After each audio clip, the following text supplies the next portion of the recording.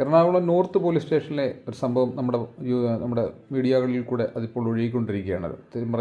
ഗർഭിണിയെ മർദ്ദിക്കുന്ന സീനുകളാണ് കാണുന്നത്. പലപ്പോഴും ഒരു ഭർത്താവിനെ പിടിച്ചുകൊണ്ട് പോയി കഴിഞ്ഞാൽ ഭാര്യ ചിലപ്പോൾ ഹൃദയമുള്ളവളാണെങ്കിൽ പുറകെ വരും. അത് രണ്ട് കൈക്കുഞ്ഞുങ്ങളെയും പിടിച്ചുകൊണ്ട് ഗർഭിണിയായ സ്ത്രീ പോലീസ് സ്റ്റേഷനിലേക്ക് ഓടിക്കയറണമെങ്കിൽ അവിടെ ചെല്ലുമ്പോൾ ഭർത്താവിനെ മർദ്ദിക്കുന്നതാണ് കാണുന്നത്. ഹൃദയമുള്ള എവരുടെയും കരളലിക്കുന്നതാണ്. ഗർഭിണികൾ എന്ന് പറയുമ്പോൾ നമ്മൾ അവർക്കൊരു ബഹുമാനവും സ്ത്രീകൾക്ക് തന്നെ ഒരു ബഹുമാനമൊക്കെ കൊടുക്കുന്നതാണ്. ഇതൊക്കെ കാട്ടാളത്തരം എന്നല്ലാതെ എന്ത് പറയാനായി? കാട്ടാളനെയൊക്കെ ഏതമ്മയാണ് പ്രസവിച്ചതെന്ന് നമ്മൾ ചിന്തിക്കുന്ന രീതിയിലാണ് ആ വിഷ്വൽസ് നമ്മൾ കാണുമ്പോൾ നമ്മുടെ ഹൃദയഭേദകമായിട്ട് നമ്മൾക്കൊക്കെ തോന്നുന്നത്.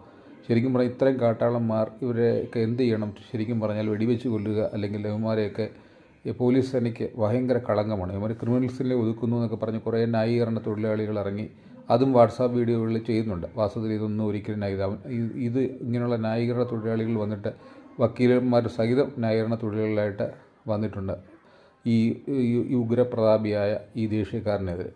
ഇവനെ പോലീസിങ്ങിൻ്റെ എന്തെങ്കിലും ബാലപാഠങ്ങളും അറിയാവും? ആധുനിക കാലത്തെ പോലീസിൻ്റെ ഒരു കുറ്റം തെളിയിക്കാനും കാര്യങ്ങളും. ഒരു സ്ത്രീയും കുഞ്ഞുങ്ങളുമായിട്ട് വന്ന് പോലീസ് സ്റ്റേഷൻ ആക്രമിച്ചെന്ന് പോലും അവൻ്റെ മറുപടി കേട്ടപ്പോഴാണ് ഏറ്റവും ചിരി വന്നത്. ഇതൊക്കെ ഒരിക്കലും ന്യായീകരിക്കാത്ത മറുപടിയുമായിട്ടാണ് അവൻ വന്നിരിക്കുന്നത്. തികഞ്ഞു പറഞ്ഞാൽ സമൂഹം ഇത്തരക്കാരെ ഒറ്റപ്പെടുത്തുക തന്നെ വേണം. ഇത്തരമുള്ള ക്രിമിനൽ പ്രവണതകളുള്ളവർ പോലീസിൽ തുടരുവാൻ പാടുള്ളതല്ല. ശരിക്കും പറഞ്ഞാൽ ഇവനെയൊക്കെ ബഹിഷ്കരിക്കുകയാണ് വേണ്ടത്. ശരിക്കും പറഞ്ഞാൽ ഇത്തരം ആൾക്കാരെ നമുക്ക് നല്ല നിയമസംഹിതകളുണ്ടെങ്കിൽ ഇവനെയൊക്കെ നല്ല രീതിയിൽ ഗ്രീവിയസ് ഹർട്ട് ഒക്കെ തന്നെയാണ് ഇവിടെ സംഭവിച്ചിരിക്കുന്നത്. ഒരു ഗർഭിണിയായ സ്ത്രീയെ തള്ളുക എന്നൊക്കെ പറഞ്ഞാൽ ഇവന് ഏത് കുടുംബത്തിൽ ജനിച്ചു, ഇവൻ ഏത് രീതിയിൽ അവനെ വളർത്തിയെടുത്തു എന്നുള്ള അവൻ്റെ മാതാപിതാക്കളെ തെറി പറഞ്ഞാൽ മതി. ശരി, ഇവൻ ആ രീതിയിൽ അവൻ ഇവന് ഈ ഒരു സംഭവം മാത്രമല്ല, വെറുതെ ഒരു യുവാവിനെ മർദ്ദിച്ച കാര്യം. ഇവന് സ്ഥിരം മർദ്ദിക്കുന്ന ഒരു സ്വഭാവക്കാരനായിട്ടാണ് ഈ പോലീസ് ഓഫീസർ അറിയപ്പെടുന്നത്.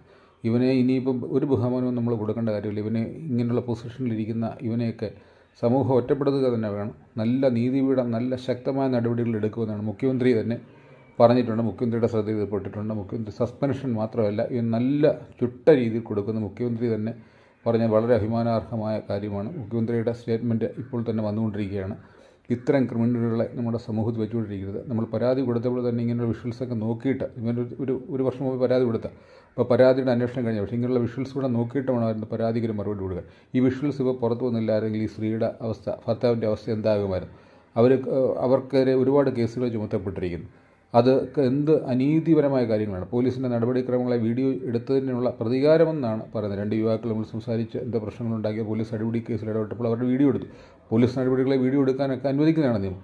ഇന്ന് തക്കതായ പണിഷ്മെൻറ്റ് ഇവന് കിട്ടട്ടെ എന്ന് നമുക്ക് എല്ലാവർക്കും കേരള സമൂഹത്തിന് ഒരുമിച്ച് പ്രാർത്ഥിക്കാം. ഇനി ഇത്തരം സംഭവങ്ങൾ ആവർത്തിക്കുന്ന പോലീസുകാർക്ക് ഒരു മാതൃകയാകട്ടെ എന്ന് മാത്രമാണ് ഞാൻ എൻ്റെ വീഡിയോയിലൂടെ ഉത്ബോധിപ്പിക്കുന്നത്.